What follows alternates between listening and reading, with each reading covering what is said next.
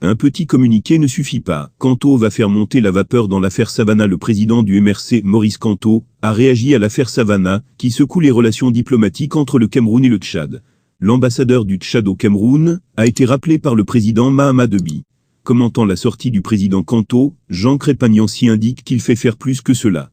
Un petit communiqué ne suffit pas. Il faut faire monter la vapeur. L'affaire Savannah est gravissime. Il faut me donner le public politique de Kanto et Cabral, le gouvernement camerounais ne tiendra pas une semaine, indiqué-il. Les juristes n'ont jamais de lagnac politique. Ils font tout avec le droit, et ça ne marche pas. Si le président Laurent Gbagbo était un homme de droit, la Côte d'Ivoire n'aura jamais eu le multipartisme. Pareil pour le président Nick John Frundi au Cameroun. Il a bataillé pour le multipartisme au Cameroun. L'arrivée des juristes dans la scène politique, surtout dans un pays comme le Cameroun, est une erreur de casting, de choix politique. Ils ne sont pas les guerriers, et ne peuvent pas faire trembler le régime en place. Les juristes sont trop conformistes, et ça ne marche pas dans une dictature, soutient-il. Il faut donner la légitimité de Kanto ou de Cabral à un gars, comme le docteur Jean Crépin-Sauter-Niancy au Cameroun. Ce gouvernement tombe. Il a l'âme d'un guerrier camerounais, et il a compris depuis les années que le discours n'a jamais eu un impact positif sur le régime en place. Jean Crépin-Sauter-Niancy, leader d'une opposition, avec un public de Kanto ou de Cabral, le peuple sera dehors tous les jours.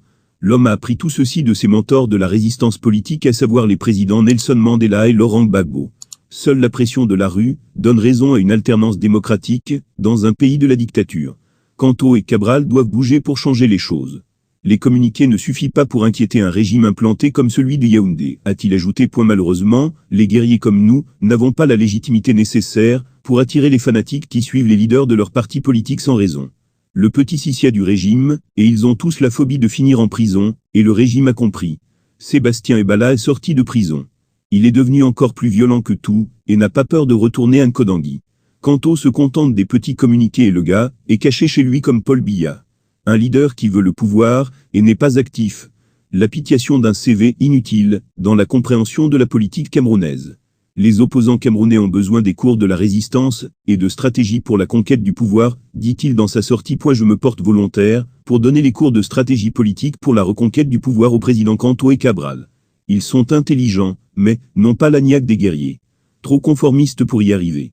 C'est la nature malheureusement des juristes. Ils lisent trop des articles de loi, et ils sont véritablement le malheur du Cameroun. Trop « légalistes », a-t-il conclu.